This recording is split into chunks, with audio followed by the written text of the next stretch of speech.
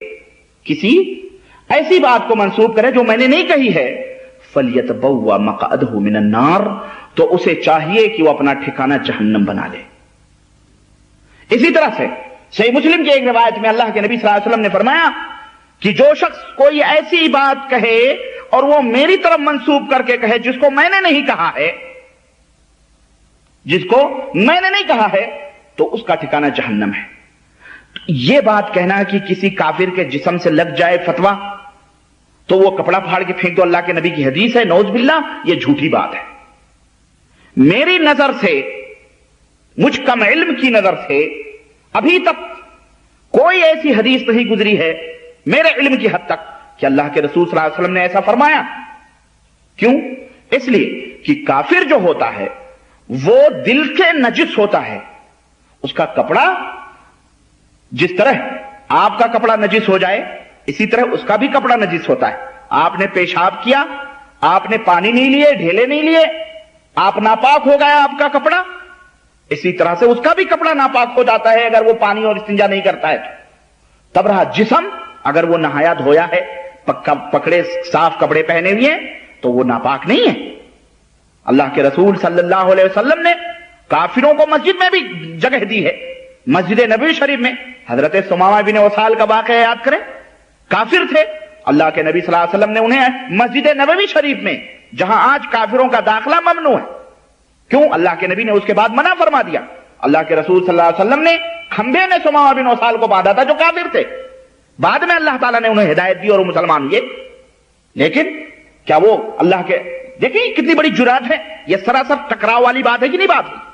तो मेरे अजीजों, मेरे भाइयों, ये गलत बात है। हमारी नजर से कोई ऐसी हदीस नहीं गुजरी है। अल्लाह हिदायत दे जिसने ये बात कही है, और अगर उसने कही है उसके पास हदीस है तो हमें दिखाएं, अल्लाह ताला उन्हें जज़ाए खैर दे।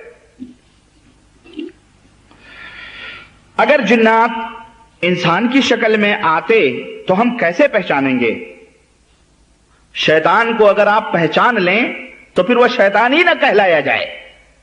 शैतान को आप पहचान लें फिर वह शैतान ही ना कहलाया जाए। शैतान आप उसकी हरकतों से, उसकी बातों से आपको पहचान लगे कि यह शैतान है। आप नमाज के लिए जा रहे हैं मिसाल के तौर पर, इसके लिए इल्म की जरूरत है। मैं आपको बताऊं, वाकया बड़ा है लेकिन बहरहाल, शैतान का अर्श हदीस में आता है कि शैतान का जो अर्श है, यानी उसकी जो उसका जो तख्त है, वो तख्त शैतान का पानी के ऊपर असर के बाद लगता है।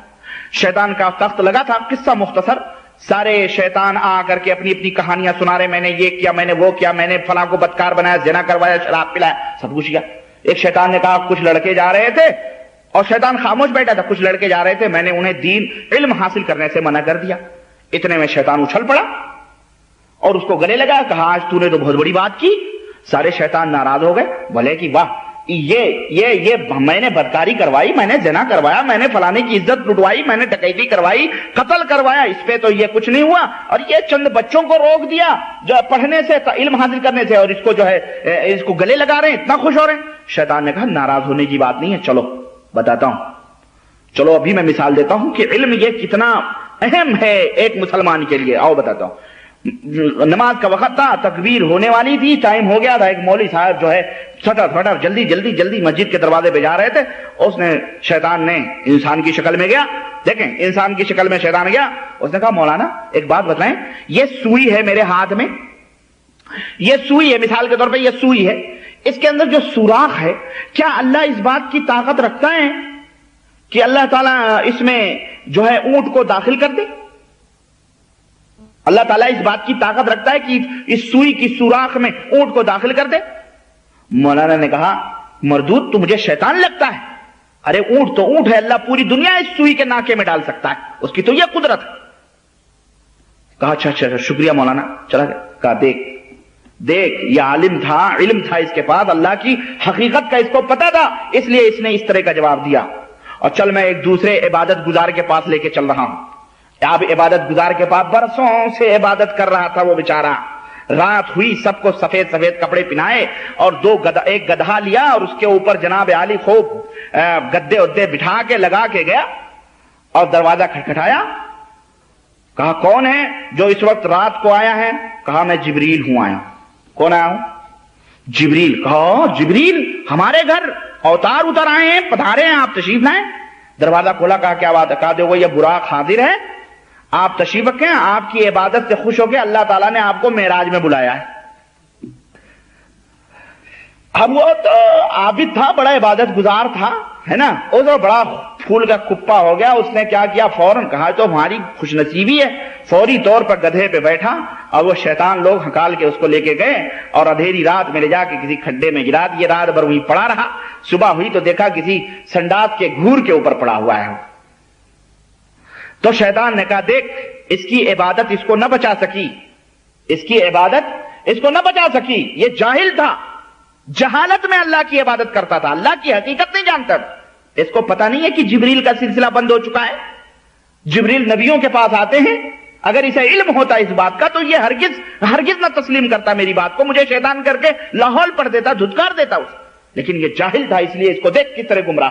تو علم کی اتنی بڑی حیثیت ہے, اتنا بڑا مقام ہے. اس لیے آپ حضرات سے بھی یہ درخواست کرتا ہوں کہ آپ لوگ بھی علم حاصل کرو, جاہل بن کر کے اللہ کی عبادت نہ کرو. ہاں, اللہ کے نبی نے فرمایا میں بھی علم کے اوپر ہوں, ومن اتبعنی, اور جو میری اتباع کرتے ہیں وہ بھی علم حاصل کرتے ہیں. تو اللہ کے نبی کی اتباع علم کی روشنی میں کرو, سمجھ رہے ہیں, بصارت آپ کے پاس. تو شیطان جو ہے میرے بھائی آتا ہے انسان کی شکل میں, لیکن اس کے پہچاننے کے لیے بہرحال علم کی ضرورت ہے. یقیناً آپ پہچان سکتے ہیں کہ یہ شیطان ہے یا یہ شریف ہے. ہاں, یہ پورا سوال ہو گیا. جبکہ آپ کا کہنا ہے کہ کبھی کبھی نزدیک جاننے والے کی شکل میں بھی آ سکتے ہیں, تو پھر ہم کیسے پہچانیں گے؟ اگر آپ کا دوست, آپ نماز کے لیے جا رہے ہیں, کہہ رہا چل فلم لگائیں, نہیں چل دیکھتے ہیں, باہر ہے, چھوڑ نماز روزہ کہاں ہے نا, شراب پینے کی طرف, بدکاری طرف, عیاشی کر, سمجھ جائیں گے شیطان ہے, اس کے اوپر شیطان سوار ہے. آپ کہتے ہیں بھائی تو شیطان ہے, چل ہٹ, ہم نہیں جاتے, ہم جا رہے ہیں نماز پڑھنے کے لیے. سمجھ آ رہی ہے آپ کو؟ اس طرح سے آپ پہچان جائیں گے.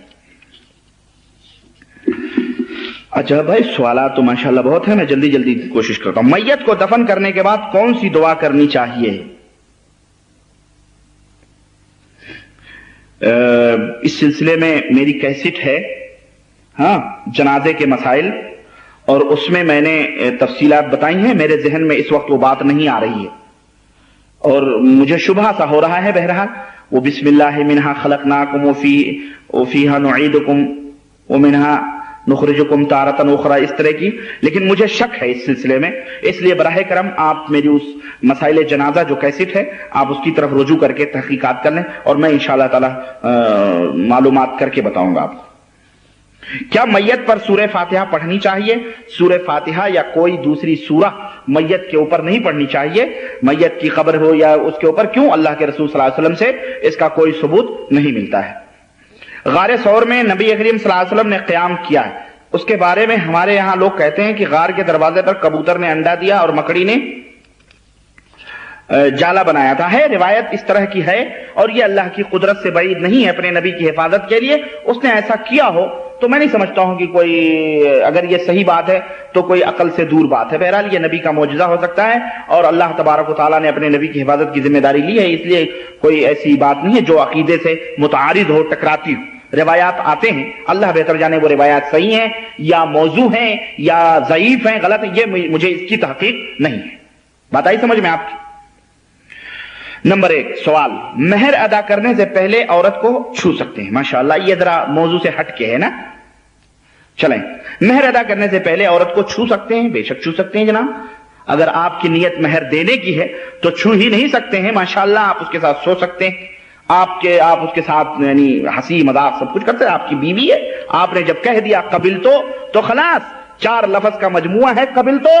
اب آپ کے اوپر اس کی ساڑی, اس کے کپڑے, اس کے کھانے, اس کے گھر, سب کی ذمہ داری آپ کے اوپر آ گئی, آپ کے اوپر فرض ہو گئی.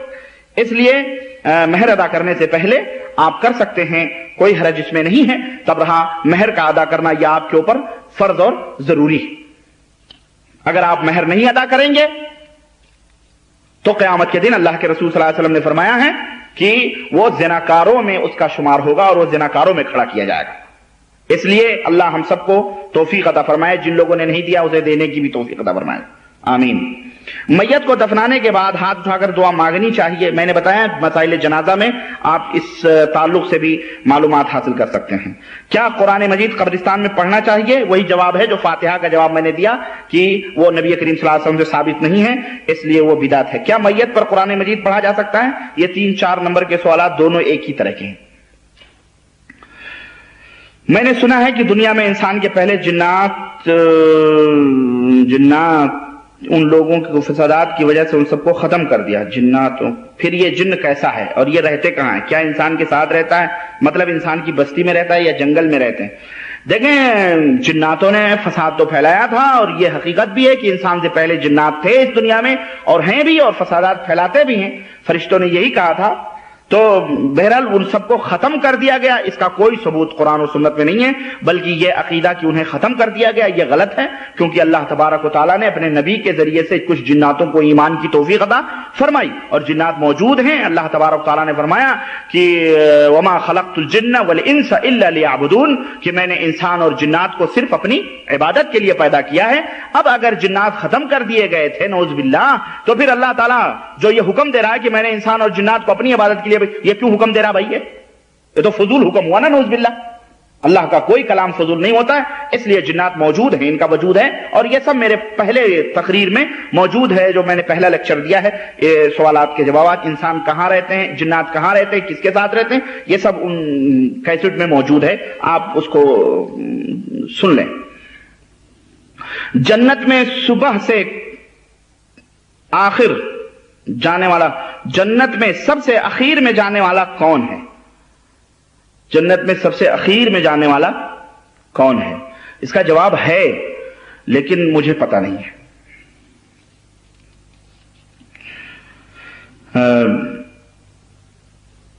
نکاح میں مہر کتنا واجب ہے؟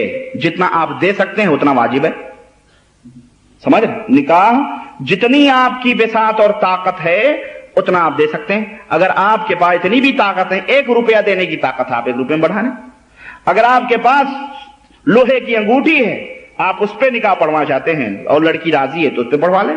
اگر آپ کے پاس وہ بھی نہیں ہے، شریعت نے آپ کو اجازت دی ہے کہ اگر آپ کے پاس قرآن یاد ہے تو اپنی بیوی کو قرآن کے بدلے، سکھانے کے بدلے آپ وہ مہر میں بدھا لیں. اور یہ تمام شکلیں نبی کریم جناب محمد رسول اللہ صلی اللہ علیہ وسلم کی سنت میں موجود ہیں. جو چاہے وہ حدیثوں کے ذریعے سے اس کا پتہ لگا سکتا ہے، دیکھ سکتا ہے. اگر کوئی مہر ادا نہیں کیا تو قیامت میں کیا ہوگا؟ جو میں نے ابھی بتلایا ہے وہی ہوگا اس سے پہلے کے جواب میں. طلاق کس حالات میں، کن حالات میں دینا چاہیے؟ طلاق کن حالات میں؟ جب آدمی مجبور ہو جائے، جب آدمی اس کی اصلاح کرتے کرتے مجبور ہو جائے، سمجھاتے بجھاتے، اور اس کی کوئی مدت نہیں ہے سمجھانے بجھانے کی، مار کے، جدائی یعنی الگ رہ کر کے، کسی بھی طرح سے جب وہ مجبور ہو جائے اور اس کی دین اور دنیا کی خرابی کا مسئلہ آ جائے تو اسے وہ طلاق دے دے. ان حالات، یہ ہے حالت اس کی.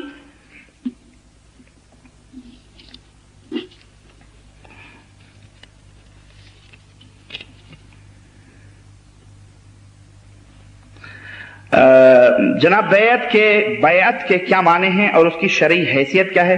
وضاحت فرمائیں، اللہ تعالیٰ آپ کو جزائے خیر دے. اب یہ بیعت کا جو مسئلہ ہے نا بھائی، یہ یار اس وقت تو رہنے دو، میں انشاءاللہ میں بتاؤں گا آپ کو. اللہ میں اس کا مخروض رہوں گا اس سوال کا. اصل میں دیکھیں، یہ ذرا تفصیل طلب بات ہے، ذرا تفصیل چاہیے، اور ہمارے پاس وقت نہیں ہے، اس لیے بس میں فرصت سے اس کو بتاؤں گا. جیسا کہ آپ نے فرمایا کہ خواب میں جناتنی اس مرد سے صحبت کرتی ہے، تو یہ بات بھی لازم ہے کہ منی اس کی اندام نہامی میں گر جانی چاہیے بجائے اس کے منی مرد کی رانوں میں گر جاتی ہے. ایسا کیوں ہے؟ یہ تو اس کی چالاکی اور ہوشیاری ہے میاں، کہ آپ کو خراب کر کے وہ رفو چکر ہو جاتی ہے. آپ کہاں ہیں؟ آپ ہیں اعوذ باللہ، آپ کیا سوچ رہے ہیں؟ شادی کرنے کا تو ارادہ نہیں ہے.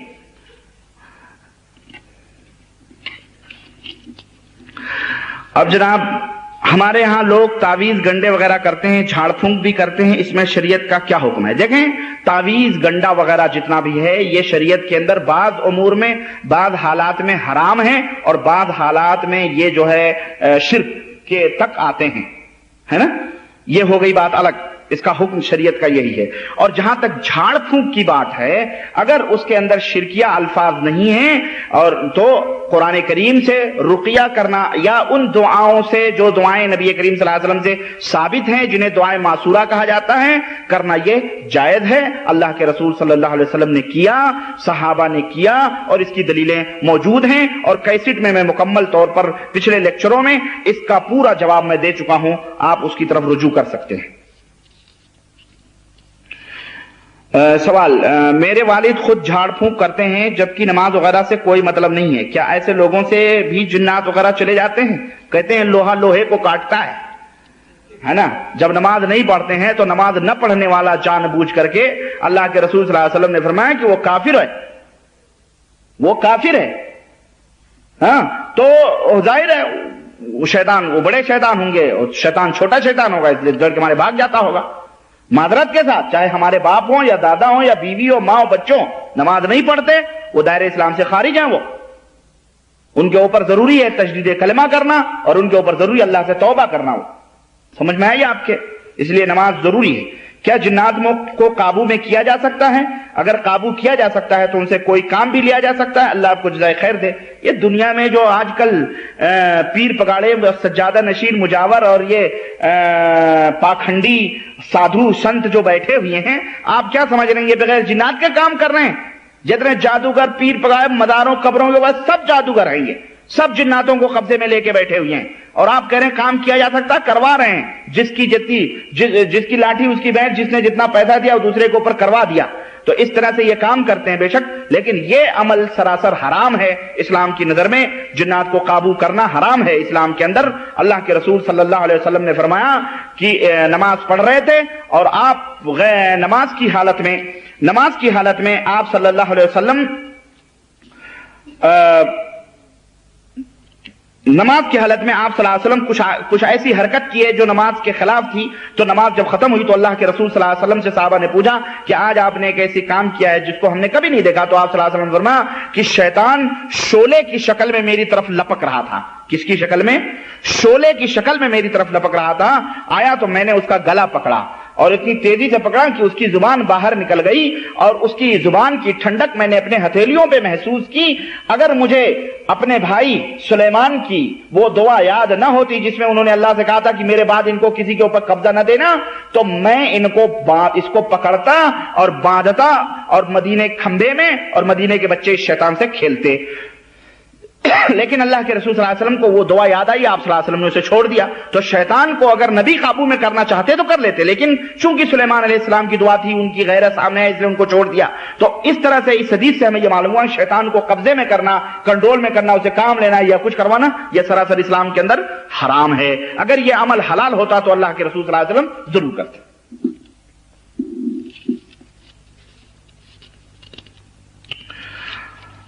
جنت میں صبح شام ہونے کی کیا پہچان ہے؟ میں سمجھتا ہوں کہ جنت کے نظارے کیسٹ ہے میری، اس میں نے ایک حدیث کے حوالے سے یہ بات کہی ہے کہ جنتیوں کا جو محل ہوگا جب دن نکلے گا تو ایک دم سفید ہو جائے گا، اور جب شام ہوگی تو ہلکے سے سائے کی طرح ہو جائے گا محل، اسی سے وہ پتہ چلے گا کہ صبح یا شام۔ اس طرح کی روایت میں نے بیان کی ہے، مزید تحقیق ہمیں اس سلسلے میں نہیں ہے، اس لیے انشاءاللہ تعالی آپ جو ہے بعد میں مل کے اس کی تحقیق کرتے ہیں کہ اللہ کے رسول صلی اللہ علیہ وسلم نے اگر کچھ فرمایا ہے تو یقیناً صحیح ہے، اور اگر اللہ کے نبی کی سنت نہیں ہے، اللہ کے نبی کی کوئی حدیث موجود نہیں ہے تو ہم توقف کریں گے، ہمیں نہیں معلوم ہے، اللہ ہی بہتر جانتا ہے۔ نام مصطفیٰ رکھ سکتا ہے یا نہیں؟ اگر کوئی رکھتا ہے تو بدلنا ضروری نہیں، کوئی بدلنا ہونا ضروری صحیح ہے، البتہ عبد المصطفیٰ نہیں رکھنا چاہیے۔ عبد المصطفیٰ نام رکھنا یہ سراسر شرکیت کی طرف دعوت دیتا ہے، حرام ہے۔ ایک آدمی جنات کی ساری حقیقت کو جانتا ہے اور وہ جان بوجھ کر ناٹک کرتا ہے کہ میرے اوپر جنات ہے، تو اس کو کیسے پہچانا جائے گا کہ اس کے اوپر جنات ہے؟ اسے سمجھانے کی کوشش کیجئے، شکریہ۔ ماشاءاللہ، جوتا نکالیں اور پیٹنا شروع کریں، پتہ چل جائے گا کہ اس کے اوپر جنات ہے کہ نہیں تو اتنی بڑی سوئی لے لیں جس سے پیٹ ووٹ سلے جاتے ہیں ہاتھیوں کے بیلوں کے، آپ اس کے پہچاننے ایسا اگر ہے نا تو اس کی ران میں گھسیڑیں چیخے تو سمجھو جنات نہیں ہے، ناٹک کر رہا ہے. وہ تو سوئی دے کے اگل دے گا کہ بھیا رہن دے، میرے اوپر جنات نات نہیں ہے. مجھے یاد آ رہا ہے ایک واقعہ ہریانہ میں ہوا. وہ مولانا آج بھی مولانا لٹھ کے نام سے مشہور ہیں. وہ مولانا لٹھ اہل حدیث ہیں وہ ماشاءاللہ، لیکن دعا تعویذ نہیں کرتے، لیکن لوگ کبھی کبھی مجبور ہو کے ان کے پاس آتے ہیں. یہ عورتوں کے اندر یہ ناٹک بہت ہوتے ہیں. یہ وہ عورتیں ہوتی ہیں نا جو کہیں ادھر ادھر غلط طریقے سے پھنسی رہتی ہیں، سسرال میں پھنسی رہیں یا شوہر کے ہاں آگے پھنسی رہیں، کہیں بھی المہم یعنی کہیں معاشقہ ان کا چلتا ہے، یا ایسا بھی ہوتا ہے کہ ساس بری ہو، ساس خراب ہو، تو اس ناٹک میں وہ ناٹک کرتی ہیں کہ اس گھر سے چھٹکارا مل جائے. شوہر کے اندر کوئی کمی ہو، نہیں کچھ کہہ سکتی تو کچھ کرتی ہے، وہ کچھ بہرحال معاملات ہوتے ہیں. حقیقت نہیں ہوتی تو وہ کچھ جنات النات کے ناٹک کرتے ہیں کہ یہ گھر ہم سے کسی طرح سے چھوٹ جائے، ہم اس گھر سے چلے جائیں. تو ایسے ہی کچھ گھر والے بیچارے پریشان تھے بیچارے، فلانے علاج کرا کرا کے تھک گئے. کسی نے بتایا وہ لٹ والا مولوی ہے، اس کے پاس لے جاؤ، اس کے اوپر دعا تعویذ کچھ بھی فائدہ نہیں کرتا، وہ لٹ والے مولوی کے پاس لے جاؤ، وہ صحیح کر دے گا. ان کے پاس گئے، انہوں نے کہا اچھا، یہ پوری کیفیت بتا دی کہ یہاں یہاں یہاں یہاں یہاں یہاں گئے، نہیں صحیح ہوئی. کہا اچھا ایسا ہے کہ ایک کمرہ میں ایک گھڑا رکھو، مٹکا، اور اس میں پانی بھر دو، مٹکے میں پانی بھر دو اور اس لڑکی کو ایک کونے میں بٹھا دو. کہا ٹھیک ہے، ہو گیا کام. مٹکے میں پانی بھر کے رکھ دیا، لڑکی کو کونے میں بٹھا دیا، ایک کونے میں اس طرف ہے نا، اور کہا میں اب اندر جا رہا ہوں، آپ لوگ دروازے پہ کھڑو ادھر. اور دروازہ جا کے اندر سے بند کر لیا. اس نے دروازہ بند کر لیا اور جا کر کے اسی مٹکے میں، اب ظاہر لڑکی کا منہ، لڑکی ادھر ہی منہ تھا تو ادھر منہ کر کے اسی مٹکے میں پیشاب کرنا شروع کیا. انہوں نے پیشاب کر دیا اس میں، اور اس کے بعد تھوڑی دیر کے بعد میں ڈھک دیا. ڈھک کر کے دروازہ اندر سے کھٹکا، بھائی کھولو. اب دروازہ کھولا. بھائی کیا ہوا مولانا؟ کہا دیکھو یہ مٹکا ہے، میں نے دعا ہوا کر دیا ہے، اس میں پڑھ دیا. اب جب کبھی اس کو جنات آئے نا تو ایک گلاس پانی اس کو پلانا، اور صبح اور جب آئے تو صبح شام اس کا سر دھلانا اس سے. اگر یہ کہے نہیں اس پانی سے نہیں ہم کریں گے تو یوں سمجھ لو کہ یہ جنات ہے، یہ بہت زبردست جنات ہے. اس لیے پکڑ کے زبردستی اس کا سر دھلانا اور اس کو پلانا. وہ دن، اس دن کے بعد کبھی بھی اس کے اوپر جنات نہیں آیا. کیوں؟ اس چھوکری کو معلوم تھا اگر میں کہوں گی کہ جنات آیا تو یہ موتا ہوا پانی پلائیں گے ہم کو. ایسے بھی ناٹک چھڑائے جاتے ہیں. ہمارے پیر صاحب تھے، مر گئے، ان کا ذکر کیا. بہرحال وہ ہمیں کبھی کبھی حکمتیں بھی بتاتے تھے کہ جب کوئی زیادہ ہی عورت تنگ کرے، جنات نہیں جائے، تو پھر مجھے بلایا کرو. جب ہم لوگ پریشان ہو جاتے تھے، نہیں جاتا تھا درگاہ سے، تو پھر ان کو بلاتے تھے. جب انہیں بلاتے تھے تو وہ اتنی بڑی ان کے پاس سوئی رہتی تھی، وہ نکالتے اسپیشل طور پر. اس کے وہ سوئی دیکھتے ہی اپنے رپٹے صحیح کرنے لگتی تھی، یعنی گویا صحیح ہو گئی میں. ورنہ وہ سوئی بالکل چبھوتے تھے. اگر وہ کہتے تھے کہ اگر وہ جنات ہوگا چیخے گا نہیں، وہ نہیں چیخے گا. تو یہ طریقے بھی ہوتے ہیں. یہ طریقے بھی کبھی کبھی اپنانے چاہیے. یہ نہیں کہ بس اب آپ پڑھے جا رہے ہیں پریشان ہو رہے ہیں، پسینے چھوٹ رہے ہیں آپ کے، کچھ نہیں ہو رہا ہے. تو کچھ حکمتیں بھی اپنانی چاہیے بھائی میرے. تو یہ ہے، سمجھ رہے ہیں. تو جو شخص نہیں مانتا ہے اس کے ساتھ ایسے ہی کریں، یا تو جوتا نکال کے پیٹنا شروع کریں، اور یا تو جو ہے کیا کہتے ہیں ناٹک، پورا ناٹک اس کا ختم ہو جائے گا. سوال: آپ صلی اللہ علیہ وسلم نماز میں اپنی نواسی کو گود میں اٹھائے رہتے اور جب رکوع کرنا ہوتا تو زمین بٹھا دیتے. یہ حدیث کس کتاب میں ہے اور نواسی کا نام اور ان کی ماں کا نام کیا ہے؟ یہ حضرت امامہ بنت زینب، ان کی ماں کا نام زینب ہے اور ان کی نواسی کا نام جو ہے امامہ ہے. اور یہ کس کتاب میں ہے؟ یہ حدیث بہرحال سیاہ ستہ میں ہے. یہ مجھے یعنی کنفرم نہیں معلوم ہے کہ بخاری کی ہے یا مسلم کی ہے یا بہرحال حدیث کی، اور صحیح حدیث ہے، اس کا میں گارنٹی اس کی دیتا ہوں کہ یہ حدیث صحیح ہے. تب رہا کہ یہ کس کتاب میں ہے یہ مجھے پتا نہیں ہے. اللہ آپ کو جزائے خیر دے، بعد میں آپ معلوم کر سکتے ہیں. اچھا، اور کیا سوالات ہیں بھائی؟ جب میں نماز پڑھتا ہوں تو میرا دماغ دنیا کی طرف چلا جاتا ہے، مجھے کیا کرنا چاہیے؟ دیکھیں دماغ کا دنیا کی طرف چلا جانا، اور آدمی سوچتا رہتا ہے، فطری طور پہ اس کو سوچ ہوتی ہے، ایسی کوئی بات نہیں ہے، لیکن اگر زیادہ ہی چلا جاتا ہے تو آپ جو ہے اللہ کے رسول صلی اللہ علیہ وسلم نے فرمایا ہے کہ آپ اپنے بائیں طرف تھوک لیں، اور یا مثلا اعوذ باللہ پڑھ لیں، اور اگر رومال وغیرہ ہے تو اس میں تھوک کر کے جیب میں رکھ لیں، اور عام طور پہ اللہ سے یہ دعا کریں کہ یا مقلب القلوب ثبت قلبی، یا مقلب القلوب ثبت قلبی، اے دلوں کے پلٹانے والے میرے دل کو ثابت قدم رکھ۔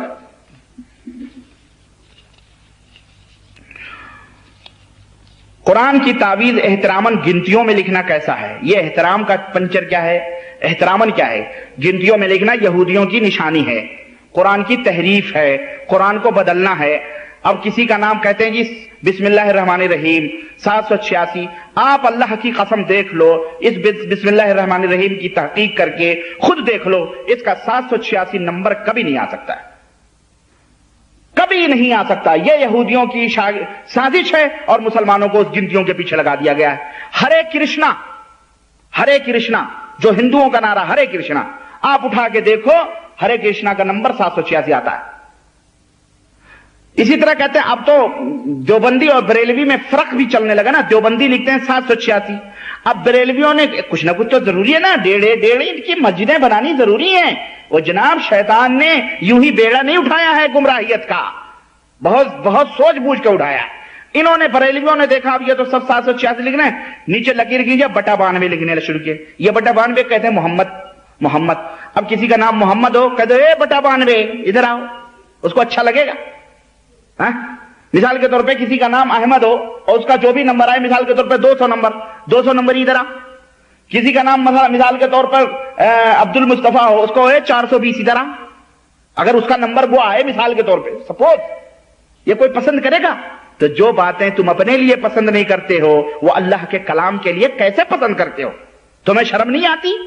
اور یہ یہودیوں کا عمل ہے، یہ قرآن کی تحریف کرنا، چاہے حکیم الامت کی پڑیا ہو اور چاہے لعین الامت کی پڑیا ہو اور چاہے جاہل الامت کی پڑیا ہو، ہمیں یہ پڑیے کی ضرورت، قرآن کو قرآن رہنے دو۔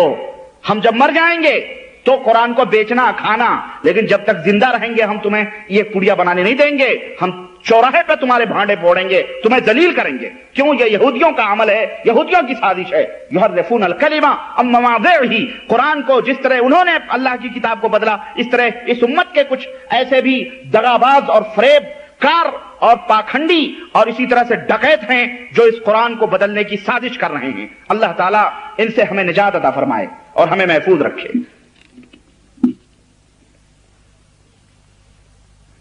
جو بدعتی ہے اور ہر دھرمی کرتا ہے، اس کو حق کی دعوت بھی دیتے ہیں، پھر بھی ہر دھرمی کرتا ہے، تو اس کے ساتھ کھانا کھا سکتے ہیں یا نہیں؟ اب اس کو ہم چھوڑ بھی نہیں سکتے کیونکہ وہ بہت قریب ہے۔ یہی تو امتحان ہے آپ کا، یہی تو امتحان ہے آپ کا۔ آپ کا وہ بیٹا نہیں ہو سکتا، آپ کی ماں نہیں ہو سکتی۔ صحابہ کرام نے تو اسی ہٹ دھرمی کی بنا پہ اپنی ماں اپنے باپ سے بھی جدائی اختیار کی تھی، ہجرت اختیار کی تھی، بیوی نے شوہر سے ہجرت اختیار کی تھی۔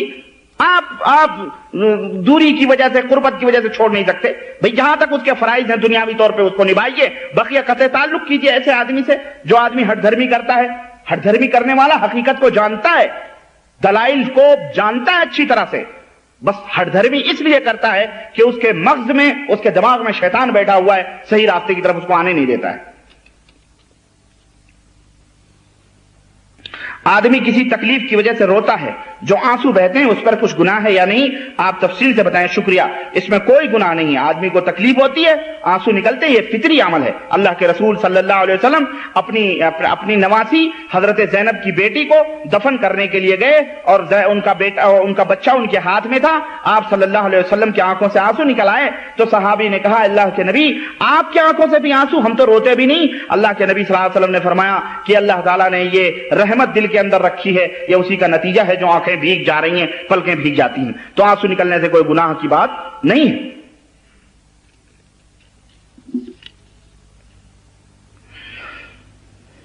میری جانی پہچانی ایک لڑکی ہے جس کے اوپر جن سوار تھا اور یہ لڑکی کے ساتھ میں ایک بار ہم بستری کرتا تھا، اور جب لڑکی کی شادی ہوئی تو یہ لڑکی اپنے سسرال پہنچنے سے پہلے ایکسیڈنٹ میں انتقال کر گئی۔ اب یہ کہاں تک سچ ہے؟ کیا ایسا ہو سکتا ہے؟ صحیح ہے، یہ کوئی اس میں وہ نہیں ہے۔ کیا ایک ہاتھ سے ہاتھ ملانا سنت ہے؟ بے شک یہی سنت ہے۔ یہ سوال میں نے ایک حافظ صاحب سے پوچھا تو انہوں نے کہا کہ یہ اختلافی معاملہ ہے، اور دعویٰ یہ کرتا ہے کہ میں اہل حدیث ہوں۔ دیکھیں، یہ کوئی اختلافی مسئلہ نہیں ہے، یہ پھر لکیر کے فقیر بنے ہوئے لوگ ہیں یہ، اور دعویٰ وہ اہل حدیث کا کرے، کچھ بھی کرے۔ اہل حدیث وہ ہے جو اپنے آپ کو لا کہ اہل حدیث کہتا پھرے، جو قرآن و سنت کو اوپر ایمان اور عقیدہ رکھتا ہو، اور قرآن و سنت کے اوپر اٹل ہو، وہ کم از کم اس کا ایمان ہو۔ یہ عملی طور پر اگر کچھ نقص ہے تو وہ بات الگ ہے، لیکن کم از کم وہ ہر مسئلے میں قرآن و سنت کو دلیل مانتا ہو، لیکن ہر مسئلے کو وہ یہ کہہ دے کہ یہ اختلافی مسئلہ ہے، اس کے اندر 10 قول ہے، اس کے اندر 2 قول ہے، ہاں، تو یہ غلط بات ہے۔ 2 قول 10 قول، اللہ نے ایک دین ہمیں اتارا ہے، ایک دین، وہ ہے اسلام، اور وہ دین کے اندر تعدد نہیں ہو سکتا ہے۔ ایک دین ہمارا ہے، وہ ہے اسلام، اور اسلام کسی مذہب کا نام نہیں ہے، کسی مسلک اور مشرب کا نام نہیں ہے۔ اسلام ایک دین ہے، اور ہم ایک امت ہیں۔ اللہ تعالیٰ نے 4 امت بنا کے دنیا میں نہیں بھیجے، ایک امت بنا کے بھیجا ہے اللہ تعالیٰ نے ہم کو، بس۔ کنتم خیر امت اخرجت للناس، تم ایک بہترین امت ہو جو تمہیں اس لیے نکالا گیا ہے، تأمرون بالمعروف وتنہون عن المنکر، بھلائیوں کا حکم دیتے ہو، برائیوں سے روکتے ہو۔ ایک امت ہے ہم میں 4 ٹکڑوں میں، 5 ٹکڑوں میں، 10 ٹکڑوں میں اللہ نے نہیں پیدا کیا ہے۔ یہ بعد کے لوگوں نے اپنے اپنے مطلب کے لیے ڈیڑھ چیزیں مجال بنائی کہ اس میں بھی اختلاف، اس میں بھی اختلاف، ہر چیز میں اختلاف انہوں نے دکھایا، نعوذ باللہ۔ اللہ کے ماننے میں بھی اختلاف کر دیا ان ظالموں نے، اللہ کے ماننے میں بھی اختلاف کر لیا انہوں نے، اللہ تعالیٰ انہیں ہدایت دے۔ تو کوئی اختلاف نہیں ہے اس میں، اور جو اختلاف کرتے ہیں وہ بے دلیل لوگ ہیں، ان کے پاس کوئی دلیل نہیں ہے سنت رسول صلی اللہ علیہ وسلم کی۔ ایک ہاتھ سے مصافحہ کرنا یہ سنت ہے، اور یہی صحابہ کا طریقہ بھی رہا ہے، اور اس کی کئی دلیلیں موجود ہیں کتاب و سنت احادیث صحیحہ کے اندر۔ اور جو دعویٰ یہ کرے کہ وہ اہل حدیث ہو، وہ دعویٰ کرتا پھرے، اس کے دعوے کرنے سے کیا ہوگا بھائی؟ اہل حدیث کا ایک منہج ہے، ایک اصول ہے، ان اصولوں کے اوپر اس کو عمل کرنا یہ ہے۔ وہ اپنے آپ کو کچھ بھی کہتا، جھاڑ کو دعا تعویذ گنڈے پلیتے کرتا پھر کہتے میں اہل حدیث ہوں، تو یہ اہل حدیث کو بدنام کرنا ہے۔ یا تو وہ اہل حدیث کو بدنام کر رہا ہے، اور یا تو اس کے پیچھے کوئی مقصد چھپا ہوا ہے، اس مقصد کے حاصل کرنے کے لیے وہ اپنے آپ کو اہل حدیث بنتا ہے۔ ہمارے سامنے یہاں پہ اسی قریوں میں ہم لوگ جاتے ہیں نا، بعض حافظ جی لوگ، مولوی لوگ ہیں ادھر حائل کے قرب و جوار میں، بعض حافظ جی لوگ ہیں، وہ سعودیوں کو دیکھ کر، اللہ کی قسم میں نے اپنی آنکھوں سے دیکھا ہے، جب وہ اور امامت کراتے ہیں وہ، اور اپنے آپ کو دیوبندی ہیں، وہ حنفی اپنے آپ کو کہتے ہیں، لیکن جب رکوع سے اٹھتے ہیں ہے نا تو گترا صحیح کرتے ہیں اور سینے پہ یہاں باندھتے ہیں ہاتھ، چونکہ رکوع میں جاتے وقت بھی رفع دین کرتے ہیں، لیکن رکوع سے اٹھتے وقت ہر ایک کی نظر پڑتی ہے امام رفع دین کرتا ہے کہ نہیں کرتا، تو گترا سنبھالتے ہیں، ہاں رفع دین کرتے ہیں۔ وہ جب اگر تم کہتے ہو کہ ہم دیوبندی ہیں، ہم حنفی ہیں، تو پھر تم یہ کیوں دوغلا پنی کرتے ہو بھائی؟ دو رنگی چھوڑ دے ایک رنگ ہو جا، سراسر موم یا تو سنگ ہو جا۔ پیسے کے لیے، نوٹ کے لیے تم نے اپنا ایمان بیچا، اپنا دھرم بیچا، تجھے غیرت نہیں آئی؟ تو اللہ کا قرآن بیچ رہا ہے۔ اگر تو اپنے آپ کو حق سمجھتا ہے تو تو تختے دار پہ بھی لٹک کے حق بول، تیری گردن کٹ جائے کٹ جانے دے، لیکن تو قرآن و سنت کے خلاف نہ بول۔ اگر تو کہتا ہے کہ میرا مذہب سچ ہے، حق ہے، تو تو اپنی مذہب سے بغاوت کیوں کرتا ہے؟ اس لیے کہ تیری تنخواہیں رک جائیں گی، اوقاف میں تجھے تنخواہ نہیں ملے گی۔ لعنت ہے ایسے مذہب پر، اور لعنت ہے ایسے آدمی پر جو روپے پیسے کے لیے اپنا ضمیر، اپنا ایمان بیچ کر کے اور اس طرح سے حرکتیں کرے۔ ایسے لوگوں کو اللہ تعالیٰ کبھی نہیں معاف کرے گا، یاد رکھو۔ سمجھ آئیے آپ کو؟ ہیں لوگ موجود ہیں، سعودیوں کو دھوکہ دیتے ہیں بیچارے۔ اس مملکت سعودی عربیہ کے اندر بھی، جہاں الحمدللہ دین کا غلغلہ ہے، جہاں الحمدللہ ہر جگہ برائی اچھائی ہر جگہ ہے، لیکن جو برے لوگ ہیں انہیں برائی ہی نظر آتی ہے، لیکن جو اچھے لوگ ہیں الحمدللہ وہاں اچھائی نظر آتی ہے۔ جس طرف امن ہے، سکون ہے، یہاں پر قرآن و سنت کے سوا اور کوئی فتوے نہیں ہوتے الحمدللہ۔ یہاں قرآن و سنت، خادم الحرمین شریفین اور اولاد امور کی طرف سے کوئی بھی مائی کا لال ہمارے ہاں جو بکٹوٹ کی طرح جس کے دل میں آتا ہے، جس طرح نیتاؤں نے نا صبح تنظیمیں بنائی، صبح اپنا لیڈرشپ اپنائی، اور جس طرح سے چاہا پارٹی بدلے پارٹی بنائی، اور صبح بنائی شام کو ٹوٹ گئی، اس طرح ہمارے ہاں بھی یہ ملانے لوگ جو مولانا لوگ ہیں نا، انہوں نے مذہبوں کے ساتھ بھی کھیل کرنا شروع کیا۔ صبح شام ان کا کام یہ ہے کہ مذہب بنائیں، نئے نئے مذہب بنائیں، نئے نئے مسلک بنائیں، اور بنا بنا کر کے اس کو امت کو بانٹیں، گمراہ کریں، ذاتی دشمنیوں میں مذہب اور دین کا نام لے لے کر کے گمراہ کرتے ہیں۔ جمہوری ہم جو چاہیں گے کریں گے۔ سعودیہ میں یہاں بھی کوئی اپنے مرضی سے کوئی کتاب لکھ کر کے چھپوا دے، تب دیکھو ہمارے ہاں لوگ اپنی اپنی مرضیوں سے جو چاہتے ہیں، جس کی سمجھ میں آتا وہ فلانے مولوی اور ٹھکانے علامہ وہ فلانے جو چاہتے ہیں بکتے ہیں، کتابوں میں لکھ لکھ کے امت کو گمراہ کرتے ہیں۔ لیکن الحمدللہ دنیا کے اندر یہ ایک واحد ملک ہے سعودی عربیہ، جہاں کوئی مائی کا لال بغیر کتابوں، اگر کوئی شخص کتاب و سنت کے خلاف کوئی آواز اٹھاتا ہے اس کی آواز بند کر دی جاتی ہے۔ الحمدللہ اللہ کا فضل اور اس کا احسان ہے۔ یہی وجہ ہے کہ یہاں امن ہے، شانتی ہے، سکون ہے، اطمینان ہے، اور دنیا میں کہیں سکون نہیں ہے، جا کے دیکھ لو۔ اس کا بھی احسان نہیں مانتے اور یہاں بھی آ کے منافقت کرتے ہیں۔ ایسے لوگ منافق ہیں بھائی صاحب، جو لوگ اس طرح کی منافقت کرتے ہیں، ایسے لوگوں کا حشر اللہ تبارک و تعالیٰ نے ان المنافقین فی الدرک الاسفل، یہ منافقین جہنم کے نچلے سطح میں رہیں گے، پیسہ کمانے کے لیے ایمان بیچتے ہیں۔ اللہ بچائے ایسے لوگوں سے۔ کوئی مسلمان وضو کر کے نماز کے لیے جا رہا اور راستے میں کوئی کافر مل جائے اور سلام کر کے ہاتھ ملائے تو کیا ہمیں دوبارہ وضو کرنا ہوگا؟ کیا کافر شخص ناپاک ہوتا ہے؟ میں نے ابھی جواب دیا، کافر شخص جو ہوتا اللہ نے فرمایا وہ اندرونی باطنی طور پہ ناپاک ہوتا ہے، جسمانی طور پہ وہ ناپاک، اگر وہ اسے پیشاب وشاب کیا ہے تو وضو تو آپ کا نہیں ٹوٹے گا، وضو تو آپ کا نہیں ٹوٹے گا، لیکن آپ نے دیکھا وہی پیشاب کر کے آ رہا ہے زپ بند کر کے اور آپ سے ہاتھ ملا لیا تو آپ دھل لیں بھائی، کیونکہ وہ تو ناپاک ہو ہی گیا، وہ ناپاک ہے ہی ہے، ہاتھ دھل لیں، وضو بہرحال نہیں ٹوٹتا ہے اس سے۔ اکثر لوگ گھروں میں ٹیپ ریکارڈ پر قرآنی آیات والی کیسٹ چلا کر قرآن سنتے ہیں اور ساتھ ہی اپنے کام کاج میں مصروف رہتے ہیں، اور یہ عمل اکثر صبح کے اوقات میں ہوتا ہے، کیا ایسا کرنا درست ہے؟ دیکھیں آدمی اگر مریض ہے تو اس کے لیے ضروری ہے کہ وہ بیٹھ کر کے سنے، لیکن اگر آدمی قرآن کی کیسٹ لگا کے سن رہا ہے اور اپنے کام کاج میں بھی مشغول ہے تو سننے میں کوئی حرج نہیں ہے اس کی، اور یہ کوئی گناہ کی بات نہیں ہے۔ البتہ جو لوگ تبرکن، جس طرح ہمارے ملکوں میں گاڑیاں ہوں، بسیں ہوں، ٹرک ہوں، کمپنیاں ہوں، دکانیں ہوں، مسلمان قوالی لگاتا ہے، ہندو بھجن لگاتے ہیں، ہے کہ نہیں؟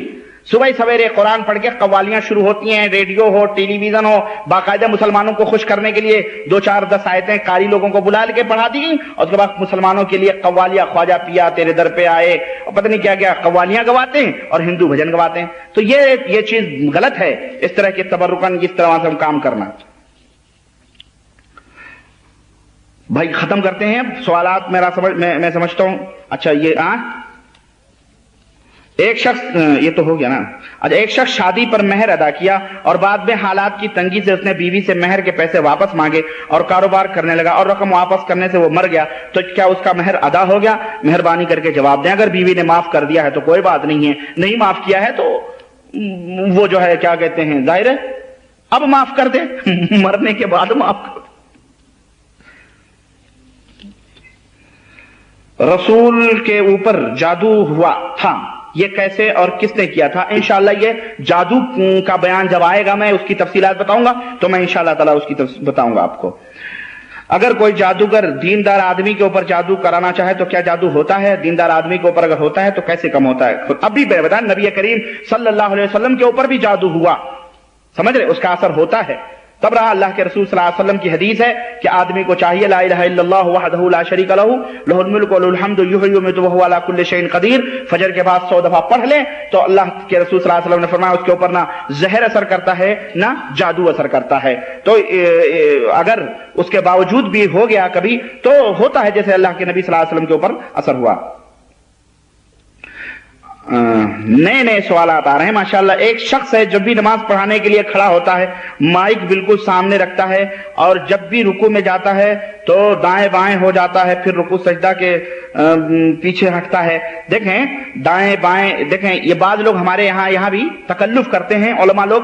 بہرحال اس طرح نہیں کرنا چاہیے, بلکہ مائک تھوڑا ایسے حساب سے رکھیں کہ آواز اس میں آ جائے, لوگ سنتے ہیں ہے نا. لیکن بہرحال اگر یہ کثرت اس طرح سے ہو رہی ہے تو بہرحال نماز میں خلل پڑتا ہے اس سے. مہربانی کر کے آپ دین اور مذہب میں فرق بتائیے. دین وہ ہے جو اللہ وحدہ لا شریک نے اتارا ہے, اور مذہب چلنے کی راہیں وہ ہیں جو لوگوں نے اپنے اپنے تئیں بنائے ہوئے ہیں, اس کو مذہب کہتے ہیں. اور دین وہ ہے جو اللہ تعالیٰ نے بتایا کہ الیوم اکملت لکم دینکم, آج میں نے تمہارے دین کو مکمل کر دیا ہے. اللہ نے کہیں دین کو مذہب نہیں کہا ہے. دین اسلام ہے, اور واتممت علیکم نعمتی ورضیت لکم الاسلام دینا, اور وہ دین اسلام ہے, اس سے میں راضی اور خوش ہوا. سمجھ میں آئی بات؟ تو دین وہ ہے جو اللہ کی طرف سے اتارا گیا, اور مذہب وہ ہے جو لوگوں نے اپنے اپنے ذہن سے بنایا ہے. یعنی دین وہ شریعت ہے اور مذہب وہ طبیعت ہے. فرق سمجھ آئی؟ وہ شریعت ہے اور یہ کیا ہے؟ طبیعت ہے. میں اور سوالات ختم ہیں. وصلی اللہ علی نبینا محمد وعلی آلہ وصحبہ اجمعین. والسلام علیکم ورحمۃ اللہ وبرکاتہ. السلام علیکم ورحمۃ اللہ وبرکاتہ. الحمد للہ نحمده ونستعینه ونستغفره ونؤمن به ونتوکل علیہ ونعوذ باللہ من شرور انفسنا ومن سیئات اعمالنا من يهده الله فلا مضل له ومن يضلله فلا هادي له ونشهد ان لا اله الا الله ونشهد ان محمدا عبده ورسوله. اما بعد, قال الله تبارك وتعالى في كلامه المجيد: اعوذ بالله السميع العليم من الشيطان الرجيم. بسم الله الرحمن الرحيم. فاسألوا اهل الذكر ان كنتم لا تعلمون. حضرات, اللہ تبارک و تعالیٰ کے فضل و کرم سے ہمارا جادو ٹونے کا جو موضوع چل رہا تھا وہ اختتام کو پہنچا ہے. اور جیسا کہ آپ نے سنا کہ ہر مجلس کے بعد ایک ہفتہ سوال و جوابات کے لیے ہوتا ہے. اس میں موضوع سے متعلق بھی سوالات کے جوابات دیے جاتے ہیں, اور موضوع سے غیر متعلق بھی جو آپ کے دلوں میں سوالات شکوک کسی بھی قسم کے عقیدے سے متعلق ہوں, طہارت کے متعلق ہوں, ایمان سے متعلق ہوں, مسائل زندگی سے متعلق ہوں, معاشرت سے متعلق ہوں, تجارت سے متعلق ہوں, غرض جس قسم کے بھی سوالات آپ کے ذہن میں آتے ہیں, پرچیاں ہیں, آپ اس کے اوپر لکھیں, اور انشاءاللہ تبارک تعالیٰ اپنی معلومات کی حد تک قرآن و سنت سے جواب دینے کی میں کوشش کروں گا. اور جو مجھے علم نہیں ہوگا وہ انشاءاللہ تعالیٰ میں کسی اور مجلس میں تحقیق کر کے اور علماء سے پوچھ کر کے اور قرآن و سنت کی روشنی میں اس کے جوابات میں دینے کی کوشش کروں گا. اور جو نہیں معلوم ہے وہ بہرحال مجھے یہ کہنے میں کوئی عار نہیں ہے کہ مجھے اس چیز کا علم نہیں ہے. کچھ سوالات میرے پاس پچھلے موضوع سے متعلق کچھ سوالات تھے, تو جب تک آپ لوگ تیاری کریں میں ان سوالات کے جوابات دے لوں تاکہ میں اس سے بری ہو جاؤں. ایک صاحب نے سوال کیا ہے کہ کچھ مائیں یا کچھ لوگ جنوں یا شیطانوں سے بچنے کے لیے اپنے بچوں کے بسترے کے نیچے یا جن بستروں پہ وہ سوتے ہیں اس میں وہ چھریاں, چاقو یا کوئی لوہے کی چیز رکھتی ہیں وہ مائیں یا لوگ. تو شرعاً یہ چیز کیا درست ہے یا نہیں درست ہے؟ کیا اس سے شیطان سے بچت ہو سکتی ہے؟ تو میرے بھائی, حقیقت یہ ہے کہ یہ عمل حرام ہے, منکر ہے, یہ جائز نہیں ہے. کیوں؟ اس لیے کہ اس میں تو ایک کمی یہ ہے کہ ایسا کوئی عمل شیطان سے بچنے کے لیے, جیسا کہ آپ نے پورے لیکچر سنے, کہیں بھی اللہ کے رسول صلی اللہ علیہ وسلم نے ہمیں نہیں بتلایا ہے کہ لوہے, لکڑ یا ان تمام سب چیزوں سے کچھ چیز شفا ہو سکتی ہے. دوسرا یہ کہ گویا آپ نے اس لوہے کے اندر نفع اور نقصان کی قوت مان لی ہے, جبکہ لوہے کے اندر کوئی نفع اور نقصان کی قوت نہیں ہے, اور شرعاً یہ علاج درست نہیں ہے. بلکہ شریعت میں نبی کریم صلی اللہ علیہ وسلم سے یہ ثابت ہے, جو صحیح طریقہ ہے وہ یہ ہے کہ اللہ کے رسول صلی اللہ علیہ وسلم, جیسے حضرت حسن ہیں یا حضرت حسین رضی اللہ تعالیٰ عنہما ہیں, ان لوگوں کا جب بھی کوئی جھاڑ پھونک کرنا ہوتی تھی تو آپ صلی اللہ علیہ وسلم پڑھتے تھے اعوذ بکلمات اللہ التامات من کل شیطان وہامۃ ومن کل عین لامہ، یہ حدیث بخاری کے اندر ہے۔ تو یعنی یہ پڑھ کر کے آپ صلی اللہ علیہ وسلم حضرت حسن اور حضرت حسین رضی اللہ تعالی عنہما پر دم کیا کرتے تھے۔ اور جہاں تک چھریاں اور یہ ہیں تو میں نے بتایا آپ کو کہ یہ جائز نہیں ہے، یہ درست بھی نہیں ہے۔ ایک صاحب نے اسی طرح سے سوال کیا ہے کہ عرصہ دراز سے نفسیاتی مریض ہیں ان کے والد صاحب، اور بہرحال انہوں نے لکھا ہے کہ ہاسپٹل میں جا کے علاج بھی ہوئے لیکن وہ درست نہیں ہوا، تو کسی نے انہیں بتلایا کہ فلاں شخص ہے جس کے پاس جاؤ اور مریض کا نام بتلا دو تو وہ مکمل تشخیص کر کے وہ پورا علاج کر دیتا ہے، صرف نام بتلا دو بقیہ وہ پورا معلومات کر لیتا ہے کہ وہ مریض کیسا ہے کیسا نہیں ہے۔ تو کیا اس کے پاس جانا یہ درست ہے کہ نہیں درست ہے؟ میرے عزیز، میرے دوست، ایسے لوگ جو لوگ ماں کا نام پوچھتے ہیں یا مریض کا کپڑا طلب کرتے ہیں یا اس طرح کی کوئی اور چیزیں مانگتے ہیں کرتے ہیں، تو میں نے آپ کو بتلایا کہ جادوگر کی نشانیوں میں سے ایک نشانی یہ بھی ہے کہ وہ ماں کا نام پوچھے یا مریض سے کہے کہ کپڑا لے آؤ یا اس کی ٹوپی لے آؤ، یا جو میں نے 10-15 نشانیاں بتلائی ہیں جادوگر کی، اس کو آپ جادو اور ٹونے کے علاج والی اس میں کیسٹ میں دیکھ سکتے ہیں اور سن سکتے ہیں۔ تو ایسے لوگ جادوگر ہوتے ہیں، کاہن اور نجومی ہوتے ہیں، جو نجومی بھی ہوتے ہیں، ہے نا، رمال نجومی جو قسمت کا حال بتاتے ہیں یا ہاتھ دیکھتے ہیں یا غیبیات کے دعوے کرتے ہیں کہ یہ بتاتے ہیں کہ تو تمہارا لڑکا فلانی جگہ گیا، تمہارا بیٹا فلاں طرف گیا، تو یہ تمام سب نجومی اور کاہن لوگ ہیں۔ ایسے لوگوں کے پاس جانا اسلام نے منع قرار دیا ہے، حرام ہے۔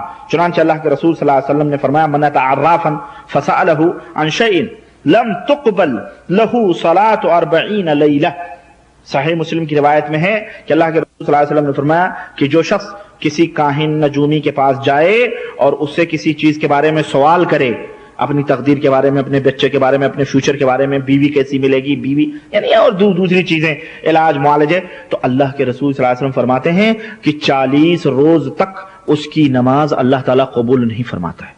استغفر اللہ، استغفر اللہ، نعوذ باللہ۔ تو ایسے لوگوں کے پاس نہیں جانا چاہیے۔ اسی طرح سے اللہ کے رسول صلی اللہ علیہ وسلم فرماتے ہیں من اتى کاہنا فصدقه بما يقول فقد كفر بما انزل على محمد صلی اللہ علیہ وسلم۔ صحیح یہ سنن اربعہ یعنی ترمذی، ابو داؤد میں صحیح ابن ماجہ کی یہ روایت ہے کہ اللہ کے رسول صلی اللہ علیہ وسلم نے فرمایا جو کسی کاہن نجومی کے پاس جائے اور جو وہ کہے ان باتوں کی وہ تصدیق بھی کر دے کہ ہاں آپ صحیح کہہ رہے ہیں، تو اللہ کے رسول صلی اللہ علیہ وسلم فرماتے ہیں اس نے میری رسالت کا انکار کیا۔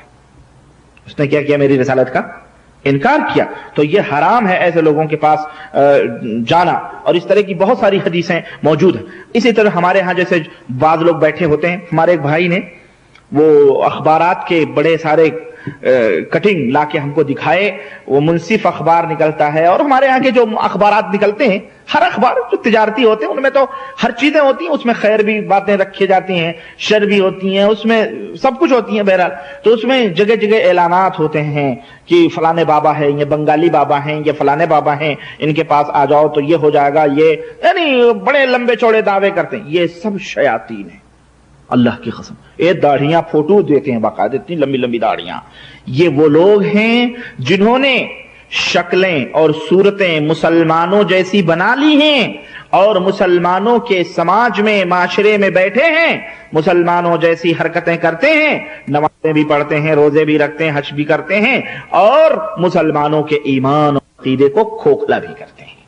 ایسے لوگ کبھی سجادہ نشین کے نام پہ مشہور ہوتے ہیں، کبھی بڑے بھاری بابا کے نام پہ مشہور ہوتے ہیں، کبھی بڑے بھاری پیر کے نام سے مشہور ہوتے ہیں، غرض مختلف ناموں سے مسلمانوں کے بیچ میں بیٹھے، اور یہ جاہل مسلمان ان کو اپنا بزرگ، اپنا سب کچھ سمجھ کے ان کے پیر دھل دھل کے پیتا ہے۔ اور یہ عورتیں، اللہ ان کے اوپر رحم فرمائے، یہ عورتیں تو اور شیطان کی اماں ہو کر کے جا کر کے یہ تمام سب حرکتیں کرواتی ہیں اور کرتی ہیں۔ بھائی میرے عزیز، میرے دوست، میرے بھائی، میرے بہنوں، سب جو بھی ہیں ہمارے مخاطبین، ہم سب سے درخواست کرتے ہیں، یہ شیاطین ہیں۔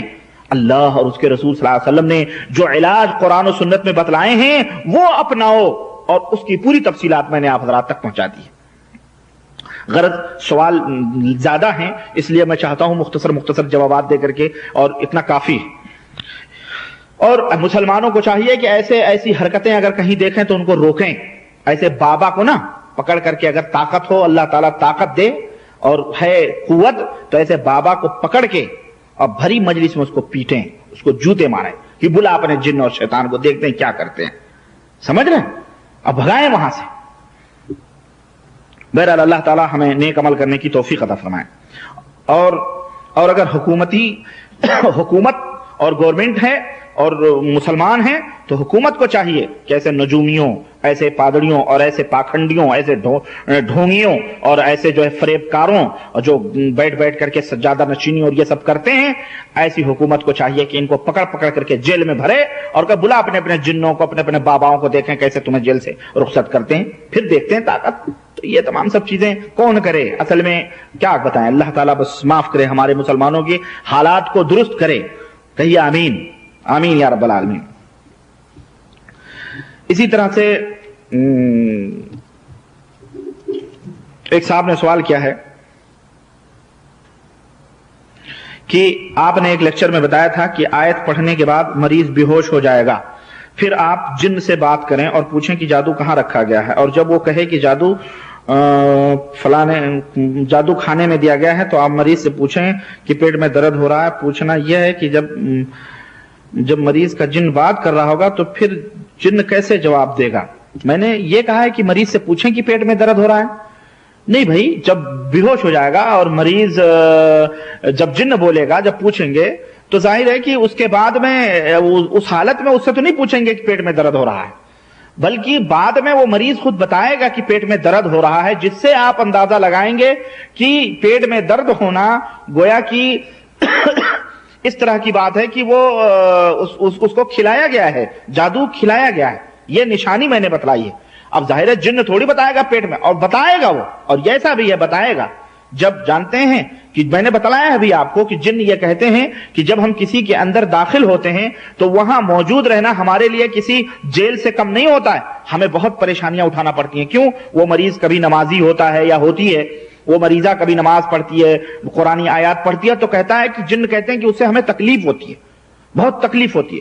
تو جب مرتا نہ تو کرتا کیا، جب سر پہ ڈنڈا سوار ہے اور علاج کرنے والا بیٹھا ہوا تو وہ اپنے یعنی بتائے گا، کہتے ہیں کہ مار کے آگے بھوت بھاگتا ہے، وہ بتائے گا کہ پیٹ میں کھلایا گیا کہ نہیں، وہ جن خود بتائے گا۔ سمجھ رہے ہیں؟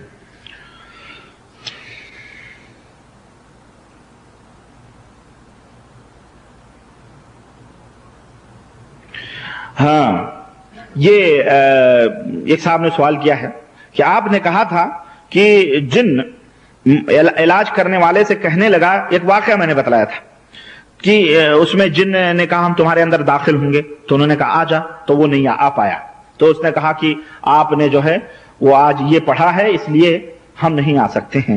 تو انہوں نے سوال کیا کہ ہم اس کو چھوڑ کر تم میں داخل ہو جائیں گے؟ جن نے کہا، پھر جب کہا گیا آؤ تو بولا کہ آج میں نہیں آ سکتا کیونکہ آج آپ نے 100 مرتبہ یہ دعا پڑھا ہے۔ ہاں، 100 مرتبہ آپ نے یہ دعا پڑھا۔ سوال یہ ہے کہ جن کو کیسے معلوم کہ انہوں نے دعا پڑھا تھا اور وہ بھی فجر کے بعد؟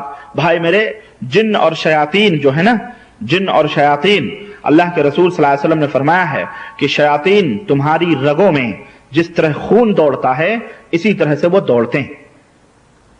ہاں، جس طرح خون تمہاری رگوں میں دوڑتا ہے اسی طرح وہ شیاطین دوڑتے ہیں، اور شیاطین ایک دوسرے کے بھائی ہوتے ہیں۔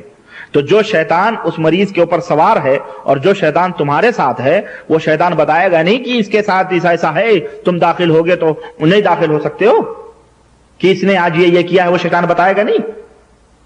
سمجھ آئی کہ نہیں آئی آپ کو؟ ہاں، تو شیاطین ایک دوسرے کے بھائی ہوتے ہیں۔ قرآن میں اللہ تعالیٰ نے فرمایا کہ ایک دوسرے کو یہ باتیں بتلاتے رہتے ہیں، یوحون بعضهم الی بعض، بعض کو بتلاتے رہتے ہیں۔ تو جو شیطان آپ کے ساتھ لگا ہوا ہے، وہ شیطان نے اس کو بتلایا کہ آج اس نے یہ علاج کرنے والے نے پڑھا، اس لیے نہیں آ سکتے تم۔ آئی سمجھ میں کہ نہیں آئی آپ کے؟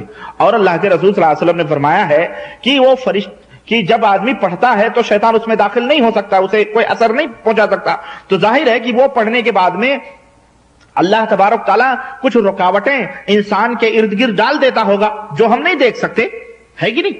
جبھی تو اللہ کے نبی صلی اللہ علیہ وسلم نے فرمایا کہ وہ دعا پڑھو تو شیطان تم پہ اثر نہیں کر سکتا ہے، یعنی جادو نہیں اثر کر سکتا، تمہارے اندر شیطان نہیں داخل ہو سکتا ہے۔ تو ظاہر ہے کہ جب شیطان جب اللہ کے نبی نے یہ فرمایا ہے تو ظاہر ہے کہ وہ کچھ ایسی چیزیں ہوتی ہوں گی جو شیطان دیکھتے ہیں، ہم نہیں دیکھ سکتے، اور شیطان کو معلوم ہوتا ہے کہ یہ رکاوٹ جو ہے اسی وجہ سے ہے،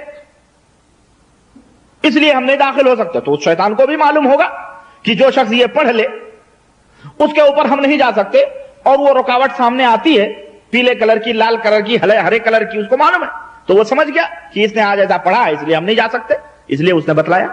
آئی سمجھ میں بات؟ مسئلہ سمجھ میں آ گیا کہ نہیں؟ چلیں الحمدللہ۔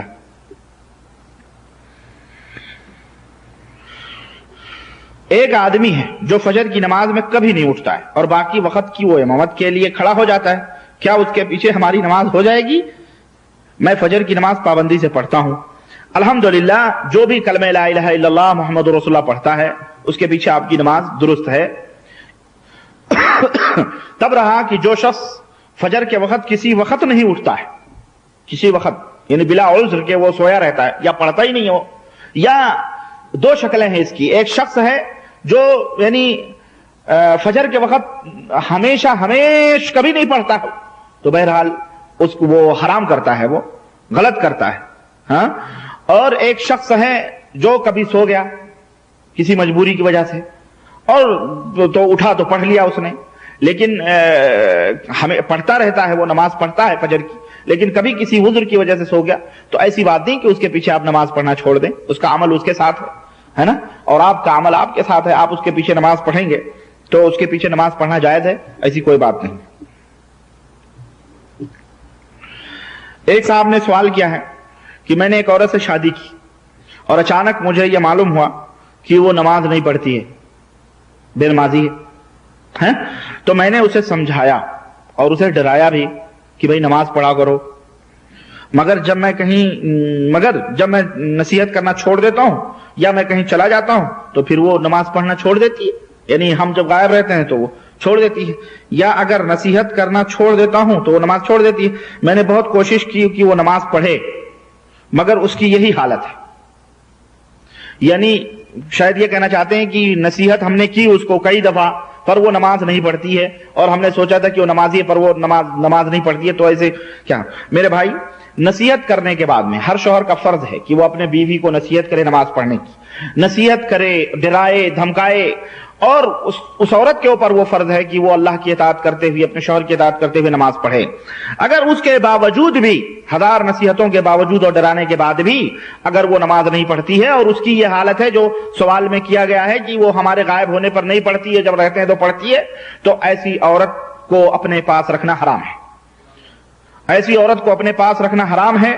اور کیوں؟ اس لیے کہ وہ کافر ہے، وہ نماز نہیں پڑھتی ہے، گویا وہ، سمجھ رہے ہیں؟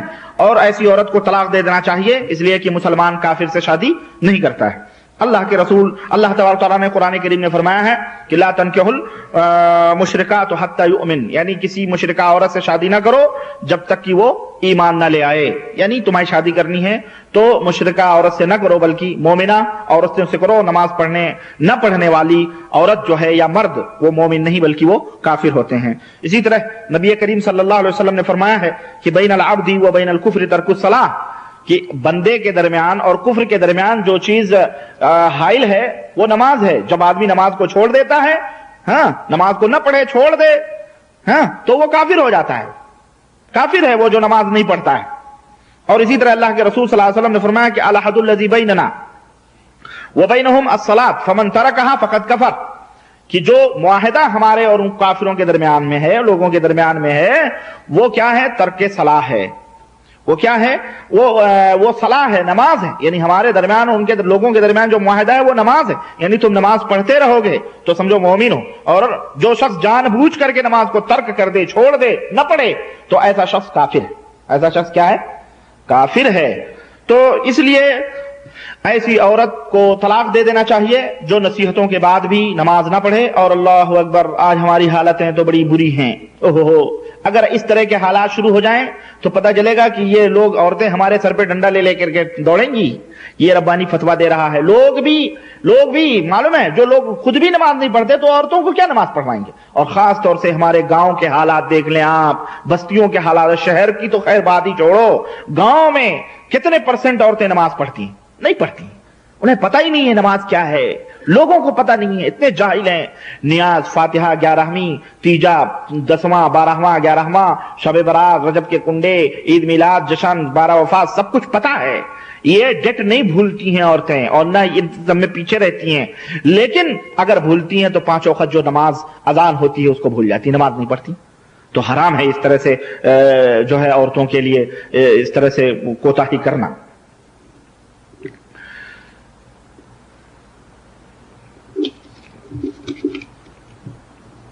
ایک صاحب نے سوال کیا ہے کہ کیا کھانے والے جو جانور ہیں جن کا گوشت حلال ہے, کیا ان کے پیشاب اور پیخانے پاک ہیں یا ناپاک ہیں؟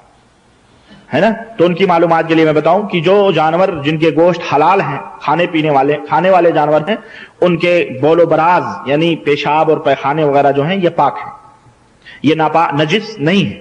کیوں؟ اللہ کے رسول صلی اللہ علیہ وسلم نے بکریوں کے باڑے میں, باڑا سمجھتے ہیں, باڑا کہہ لیں, گھاری کہہ لیں, یا جس میں بکریاں باندھی جاتی ہیں, ان میں نماز پڑھنے سے کسی کو منع نہیں کیا ہے, بلکہ آپ صلی اللہ علیہ وسلم نے اجازت دی ہے کہ ان میں آپ نماز پڑھیں.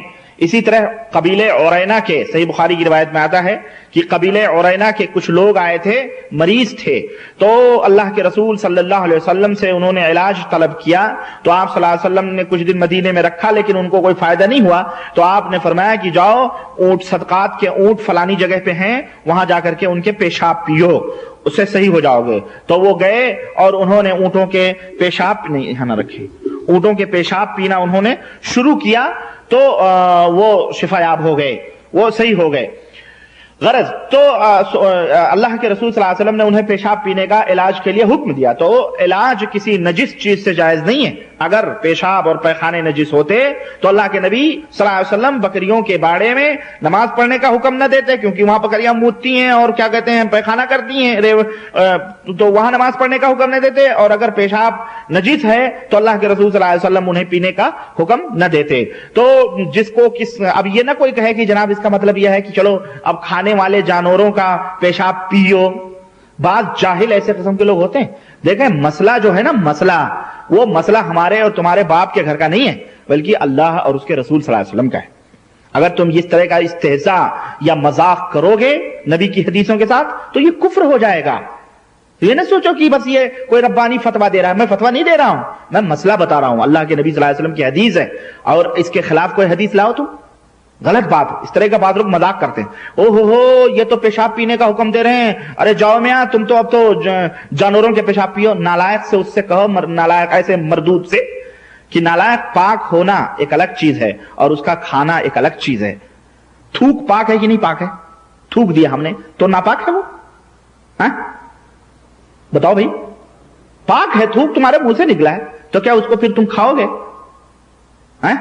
نجس تو نہیں ہے وہ. کسی کے کپڑے پہ لگ جائے تھوک تو کپڑا ناپاک ہو جاتا ہے بھئی, وہ پاک ہے. مسئلہ ہے وہ پاک ہے, وہ نجس نہیں ہے. اس کا یہ مطلب نہیں ہے کہ تم اس کو کھاؤ ہی پیو. سمجھ آئی کہ نہیں آئی آپ کو؟ تو کوئی ضروری نہیں کہ جو چیز پاک ہو اس کو آپ کھائیں ہی. تو اسی طرح سے پیشاب پاک ہے. اگر پاک بھائی مانا کہ اگر آپ کے جسم پہ چھینٹے پڑ گئے تو کوئی ضروری نہیں کہ آپ اس کو دھلیں. پیخانہ گوبر لگ گیا کوئی ضروری نہیں کہ آپ اس کو دھلیں. سمجھ رہے ہیں؟ چھوڑا دیں, صاف ہو گیا وہ, خلاص. تو نجس نہیں ہے وہ, پاک ہے وہ. اس لیے اللہ کے رسول صلی اللہ علیہ وسلم نے پینے اور اس میں نماز پڑھنے کا حکم دیا. اچھا جناب, ماشاءاللہ. ایک صاحب نے لکھا ہے کہ عورت جو ہے وہ شوہر کو خوش کرنے کے لیے اپنے پلکوں کو کاٹ سکتی ہے یا نہیں کاٹ سکتی؟ ماشاءاللہ. یعنی میرا خیال ہے وہ عورتیں جو میک اپ کرتے وقت پلکوں کو سنوارتی ہیں, باریک کرتی ہیں, بناتی ہیں, وہی سوال ہے یہ. میرے بھائی, میرے عزیز, جائز نہیں ہے. کسی بھی عورت کے لیے یہ جائز نہیں ہے کہ اپنے پلکوں کو وہ باریک کرے. کیونکہ اللہ کے رسول صلی اللہ علیہ وسلم کی حدیث صحیح حدیث آئی ہوئی ہے کہ آپ صلی اللہ علیہ وسلم نے لعنت بھیجی ہے ایسی عورتوں پر جو پلکوں کے بالوں کو اکھاڑتی ہیں حسن اور خوبصورتی کے لیے. اسی میں اس کا حسن ہے. شوہر کو چاہیے کہ اللہ نے جو تخلیق کی ہے، جو پیدائش کی ہے، اسی میں اس حسن کو تلاش کرے، کیونکہ یہ اسی میں اللہ تعالیٰ نے بنایا ہے، وہی اس کے لیے حسن ہے. اب عورت کہے ہمارا پسند یہ ہے کہ تم ننگے گھومو مارکیٹ میں، تو کیا عورت کے اس پسند کا شوہر کے اس پسند کا عورت التزام کرے گی؟ ہرگز نہیں. ننگے گھومنا حرام ہے. تو یہ حرام ہے اور یہ جائز نہیں ہے. اور دوسری چیز یہ ہے کہ اس میں اللہ تعالیٰ کی پیدائش کی ایک قسم کے تغییر ہے. گویا آپ جو ہے اس کو سنوار رہے ہیں. گویا اللہ تعالیٰ نے جو پیدا کیا ہے وہ عیب پیدا کیا، نعوذ باللہ، یا بری چیز ہے وہ، اسی لیے تو اس کو سنوار رہے ہیں. تو یہ اللہ کی پیدائش کی کو تبدیل کرنا ہے اور یہ جائز اور درست نہیں ہے. ایک صاحب نے سوال کیا ہے جناب کہ میت کی قبر پر، ظاہر ہے قبر تو میت ہی کی ہوتی ہے نہیں، بہرحال میت کی قبر پر پہچان کے لیے کوئی پتھر رکھنا یا کوئی نشانی رکھنا، جیسے لوہا یا کوئی اینٹ وغیرہ ہے، رکھنا جائز ہے کہ نہیں جائز ہے؟ اسی طرح سے میت کی قبر کے اوپر وہ کیا کہتے ہیں اس کو، تختی لگانا، لکھا ہوا ہے تختی لگانا، اور اس کے اوپر میت کا نام اور اس کی تاریخ وفات اور سب قرآنی آیات اور سب لکھنا جائز ہے کہ ناجائز ہے؟ دیکھیں، پہچان کے لیے، علامت کے لیے کہ یہ ہمارے باپ کی قبر ہے، یہ ہمارے دادا کی قبر ہے، اور ہم آسانی کے ساتھ قبرستان میں جا کے ان کے لیے دعا کر دیں یا مطلب زیارت کریں قبر کی، اس کے لیے کوئی پتھر رکھ دینا ہے نا، کوئی بلاک رکھ دینا، کوئی اینٹ رکھ دینا، یہ درست اور جائز ہے، بتلانے کے لیے، تعلیم کے لیے کہ یہ باپ کی قبر ہے یا دادا کی قبر ہے. اس میں کوئی حرج نہیں ہے. البتہ قبر کے سرہانے بڑے بڑے تختیاں لگوانا اور اس کے اوپر بسم اللہ الرحمن الرحیم، میت کا نام الحاج فلانے صاحب اور فلانے خاندان کے، اور تاریخ وفات اور غفر جنتی اور فلانے کیا کیا کیا سب جو لکھتے ہیں، تو یہ تمام سب اسلام میں ممنوع ہے اور حرام ہے، اس وجہ سے کہ نبی کریم صلی اللہ علیہ وسلم نے اس سے منع فرمایا ہے، اور اس لیے کہ یہ شرک تک پہنچنے کا ایک ذریعہ ہے. یہ عمل شرک تک پہنچنے کا ایک ذریعہ ہے، اور جو ذریعہ شرک تک آدمی کو پہنچاتا ہو وہ بہرحال ایسا ذریعہ استعمال کرنا یہ اسلام کے اندر ممنوع اور حرام ہے. آج اس کے اوپر جنتی انتی کا پتھر لگا، کل شیطان کچھ اور اسی پتھر کو لوگوں کا کر دے کہ یہی تمہارے بزرگ چھوڑ کے گئے، اسی کو پوجو، تو اسی کو پوجنے لگے. تو یہ تمام سب چیزیں حرام ہیں، بہرحال جائز نہیں ہیں. اچھا جناب، کیا جادو کسی چیز میں کھلایا جائے تو کیا وہ پیٹ میں موجود برسوں رہے گا؟ جسمانی بناوٹ کے لحاظ سے کوئی بیکار چیز جسم میں ٹک نہیں سکتی، یہ کیسے ہو سکتا ہے؟ دیکھیں، یہ تمام سب چیزیں شیطانی چیزوں کے اوپر مبنی ہوتی ہیں. ہاں، جادو جو کھلایا جاتا ہے وہ چیز موجود رہ سکتی ہے. وہ شیطان آپ کے، میں نے پہلے بتایا کہ آپ کے رگوں میں خون کی طرح وہ دوڑتا ہے.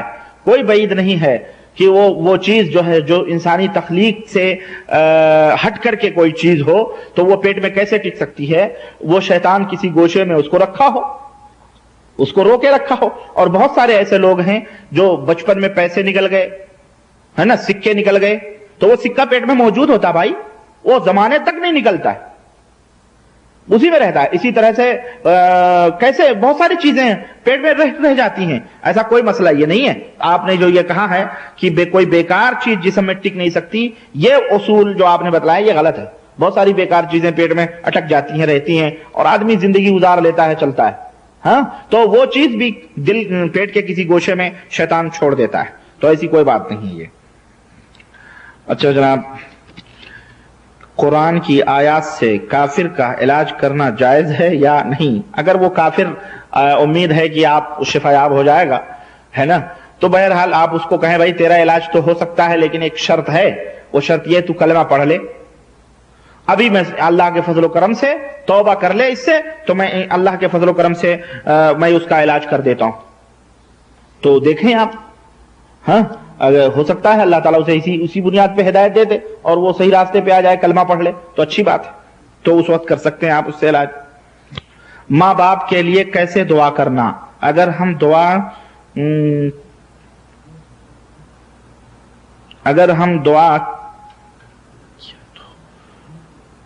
بچے گا یا نہیں, اگر ہم دعا کیے تو پہنچے گا یا نہیں. ماشاءاللہ. ماں اور باپ کے لیے اللہ اور اس کے رسول نے دعا کرنے کا حکم دیا ہے. اللہ تعالیٰ نے فرمایا قل رب ارحمہما کما ربیانی وقل رب ارحمہما کما ربیانی صغیرا. اس طرح سے اپنے ماں باپ کے لیے دعا کرو کہ اے اللہ ان دونوں کے اوپر رحم فرما جس طرح انہوں نے بچپن میں میرے اوپر رحم کیا اور میری پرورش کی. تو ماں اور باپ کے لیے دعا کرنا جائز ہے. اسی طرح اللہ کے رسول صلی اللہ علیہ وسلم نے فرمایا کہ او ولد صالح یدعو لہ, ماں اور باپ تک وہ دعائیں پہنچتی ہیں جو ماں اور باپ صالح اور نیک اولاد دنیا میں چھوڑ کے جاتے ہیں. تو ایسے لوگوں کی دعائیں میت تک پہنچتی ہیں, ان کا ثواب پہنچتا ہے. سمجھ رہے ہیں؟ تو اب وہ کیسے پہنچتی ہیں یہ اللہ تعالیٰ پہنچاتا ہے. ہمیں حکم ہے دعا کریں بس, اور باقی معاملہ اللہ تبارک و تعالیٰ کے اوپر چھوڑ دیں, وہ پہنچاتا ہے. کیسے؟ ایک حدیث میں آتا ہے کہ جب کوئی بچہ اپنے ماں اور باپ کے لیے دعا کرتا ہے تو قبر میں اس کے درجات بلند ہوتے ہیں. تو وہ میت کہتی ہے, ماں اور باپ کہتے ہیں پروردگار میرا درجہ کیسے بلند ہوا؟ تو اللہ تعالیٰ فرماتا ہے کہ دنیا میں تو نے نیک اولاد چھوڑی ہے جس نے آج تیرے لیے دعا کی ہے, تو ان کی دعا کی برکت سے آج میں نے تیرے درجات کو بلند کیا ہے. اللہ اکبر. تو بھائی میرے, آپ جس طرح کسی کی اولاد ہو نا اپنے ماں اور باپ کے, جو جس طرح آپ چاہتے ہو یا آپ کے ماں اور باپ چاہتے ہیں یا نہ چاہا ہو انہوں نے, آپ بدماش ہو گئے کچھ بھی ان کی نہ تربیت کی وجہ سے, تو بہرحال یہ حدیثیں سننے کے بعد میں, سمجھنے کے بعد میں, کم از کم آپ چاہو کہ آپ کی جو اولاد ہے کم از کم وہ نیک بنے, صالح بنے, تاکہ آپ کے لیے دعائیں مغفرت کر سکے, کہ مرنے کے بعد بھی اس کا ثواب آپ تک پہنچتا رہے, ہے نا. تو اگر ہمارے ماں باپ داداؤں نے نہیں چاہا تو خیر ہم اپنے آپ درست ہو گئے, الحمدللہ صحیح ہو گئے, تو آج دعا کر رہے ہیں. لیکن کم از کم ہم جانتے ہیں, ہو سکتا ہے انہوں نے نہ جانا ہو, یہ باتیں نہ جانی ہو, ان کو علم میں نہ رہا ہو, تو اب تو ہم جان گئے ہیں, تو ہمیں چاہیے کہ اپنے نسلوں کی تربیت اور ان کی تعلیم اپنے دین صحیح اور صحیح مذہب اور صحیح دین کی دیں, تاکہ کم از کم ہم مریں. دیکھو کھانے پینے کا انتظام تم کرو گے, تم کیا کرو گے میاں؟ تمہارے کھانے پینے کا انتظام تمہارے ماں باپ کر کے گئے ہیں؟ تمہارے ماں باپ تمہارا ٹکٹ کاٹ کے ویزا نکال کے دیے ہیں؟ یہ بتاؤ سعودیہ کے لیے کس کی تقدیر میں کیا لکھا ہے کون جانتا ہے؟ ماں باپ جانتے تھے. ماں باپ گھاس چھلتے تھے اور ماں باپ کھیت جوتتے تھے, پتہ نہیں کیا کیا کر کے پیدا کیا انہوں نے, اور بڑے ہوئے ہم, وہ جانتے تھے کہ میرا بیٹا سعودیہ جائے گا یا یہ کرے گا؟ نہیں جانتے تھے وہ. لیکن اللہ تعالیٰ نے آپ کی تقدیر میں لکھا تھا اور آپ الحمدللہ یہاں پہنچے. تو کھانے پینے کا انتظام اللہ کے اوپر ہے. وَمِن دَابَّةٍ إِلَّا عَلَى اللَّهِ رِزْقُهَا, اللہ نے فرمایا ہے کوئی بھی چوپایا جو دنیا میں ہے اس کی روزی اللہ تبارک تعالیٰ کے ذمہ ہے, وہ اللہ تبارک تعالیٰ دیتا ہے اس کو روزی. باقی تربیت وغیرہ کی جو ذمہ داری ہے نا وہ آپ کے اوپر ہے. آپ انہیں تربیت دیں, صالح بنائیں, نیک بنائیں, نمازی بنائیں, 5 وقت نمازیں, قرآن سکھائیں, دین سکھائیں, صحیح دین سکھائیں. تب دیکھیں کہ جب آپ مر جائیں گے تو دیکھیں کہ کس طرح سے وہ آپ کے لیے دعا کرتے ہیں, تو خلاص یہ تو آپ کی جنت ہی جنت ہو گئی, سمجھیے جناب. ٹھیک ہے, یہ نہیں کہ ماں باپ بچوں کو آپ نے عربی مدرسے میں ڈال کے علامہ بننے کے لیے چھوڑ دیا, بیچارے نیک بن رہے ہیں, اور تم بیٹھ کے شراب خانے میں شراب پیو, لوگوں سے جھگڑے کرو, پھڈے کرو, لوگوں کی غیبتیں کرو, چغلیاں کرو, محلے میں جھگڑے کرو, اور عورتیں بے پردہ ہو کر کے لوگوں سے باتیں کریں, گھومیں, اور اس طرح سے گلیوں کوچوں میں تمہارے خلاف لوگ بدبو اڑائیں, تمہیں برا بھلا کہیں, اور تمہارا بیٹا مدرسے میں پڑھ رہا ہو, عالم بن رہا ہو, نیک بن رہا ہو, اور اس کے بعد لوگوں کے مال غصب کرو, حرام خوری, اس طرح سے لوگوں کو گالی گلوچ بک بک کر کے تم پاپ کرو کہ چلو میرا بیٹا بخشوا لے گا. بعض جگہوں پہ ہمارے ہاں مشہور ہے, ہمارے ہاں دیہاتوں میں, گاؤں میں, بڑے شہروں میں بھی مشہور ہے کہ ایک حافظ 7 نسلوں کو بخشوائے گا. سنیں حافظ جی, ایک حافظ 7 نسلوں کو بخشوائے گا. ارے وہ بیچارہ حافظ خود اپنی بخشش میں کروا لے, بڑی بھاری بات ہے, 7 نسلوں کو کہاں سے وہ بخشش کروائے گا؟ اس لیے لوگ جو ہے کہتے ہیں چلو بھائی ایک حافظ بنا دو, بس بقیہ ماں باپ فری ہو کر کے سب کچھ بربادی کرتے ہیں. اسی لیے بعض جگہوں پہ یہ بھی مشہور ہے کہ کسی نے عالم بنا دیا, ماں باپ, ایک بیٹا عالم ہو گیا تو کل قیامت کے دن ماں اور باپ کے سر پر پتہ نہیں کس کے تاج رکھے جائیں گے. ارے باعمل ماں اور باپ ہوں گے تب تاج رکھے جائیں گے, گھٹیا قسم کے ماں اور باپ ہوں گے تو تاج نہیں, انہیں تو جہنم میں جانا پڑے گا, بیٹا بھی نہیں بجا سکتا ہے. ہاں اس دن قیامت کے دن کوئی کام نہیں آئے گا, سب اپنے اپنے اعمال کے حساب سے آئیں گے. سمجھ آئیے آپ کو؟ تو یہ نہیں سوچنا چاہیے بھائی. تو دعا کریں, آپ کا یہ فرض ہے, اور اپنی نسلوں کو صحیح بنائیں. دنیا بہت بربادی کی طرف جا رہی ہے, کم از کم ہم تو سدھر کر کے کم از کم اپنی نسلوں کو صحیح لائن پہ لائیں اور صحیح دین ان کو سکھائیں اور بتلائیں. اچھا جناب, سوال, فرض نماز کے بعد زور سے پہلے اللہ اکبر کہتے ہیں, اس کا ذکر کون سی حدیث سے ہے؟ فرض نماز کے بعد زور سے پہلے اللہ اکبر کہتے ہیں, اس کا ذکر کون سا؟ اچھا اللہ اکبر, جیسے سلام پھیرے السلام علیکم ورحمۃ اللہ, السلام علیکم ورحمۃ اللہ, تو اللہ اکبر. غالباً حضرت عبداللہ ابن عباس رضی اللہ عنہ یا حضرت انس رضی اللہ عنہما کی روایت ہے کہ ہم نماز کے ختم ہونے کو سمجھتے تھے اس وقت جب تکبیر بلند ہوتی تھی. ہاں, جب لوگ تکبیر کہتے تھے اور استغفر اللہ کہتے تھے, تو تکبیر کا لفظ ہے. بہرحال یہ کون سی حدیث میں ہے, بخاری میں ہے, مسلم میں, ترمذی میں, بہرحال اس کا علم تو مجھے نہیں ہے نا, لیکن یہ حدیث ہے اور صحیح حدیث ہے. انشاءاللہ تبارک تعالیٰ یہ کون سی حدیث میں ہے, یعنی کون سی کتاب میں ہے, یہ انشاءاللہ تعالیٰ میں بتاؤں گا کہ کس طرح سے زور سے تکبیر ہوتی تھی تو لوگ سمجھ جاتے تھے کہ نماز ختم ہو چکی ہے. تکبر کے بارے میں وضاحت کریں. کہتے ہیں کہ جس کے پاس ذرہ برابر بھی فخر ہوا اس کے اوپر جنت حرام ہے, کیا یہ صحیح ہے؟ وضاحت طلب